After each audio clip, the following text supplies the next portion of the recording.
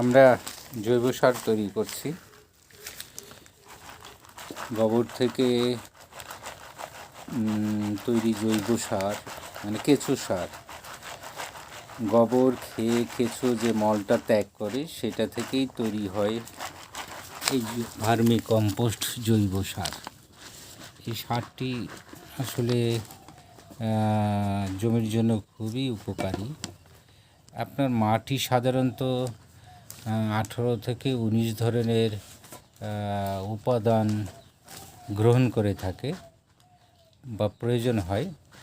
আর আমরা এই জৈব সার থেকে প্রায় আপনার 12 থেকে 13 ধরনের সেই উপাদানগুলো পেয়ে থাকি, যেটা আমরা রাসায়নিক সারের এত উপাদান আমরা পাই না। আর সবচেয়ে বড় জিনিস হলো যে এই সারটি জমিতে ব্যবহার করলে আপনার জমির উর্বরতা বাড়বে, ফসল বাড়বে, ফসলের বাড়বে, ফলনটা ভালো হবে, জমির আর্দ্রতা ধরে রাখবে, আপনার রাসায়নিক সারের ব্যবহারটা কমে যাবে। রাসায়নিক সার অনেকাংশে কম লাগবে। যদি আপনি এই সারটা প্রতি বিঘায় 4 থেকে 5 বস্তা ব্যবহার করতে পারেন, তবে অর্ধেক পরিমাণ রাসায়নিক সার দিলে হয়ে যাবে। আর সবচেয়ে বড় জিনিস যে এই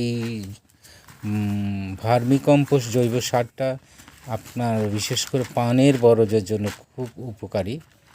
এটি পানের বরজ, বাঁধাকপি, ফুলকপি, বেগুন, যাবতীয় চাষের জন্য খুবই উপকারী। মরিচ, টমেটো, যাবতীয় চাষের জন্য খুব উপকারী একটা সার।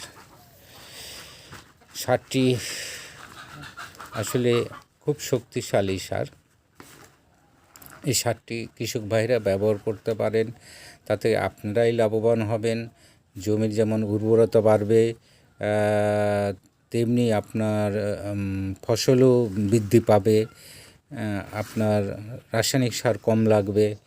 এতে করে আপনি পর 2 বার যদি এই জৈব সারটা ব্যবহার করতে পারেন, এর ফলাফল আপনি বুঝতে পারবেন। মানে আধুনিক যুগে পিছিয়ে পড়ার আর কোনো সুযোগ নাই। আপনাকে সামনের দিকে আগাতে হবে। আর এই সারের প্রয়োজন হলে স্ক্রিনে দেওয়া নাম্বারে যোগাযোগ করবেন ইনশাআল্লাহ।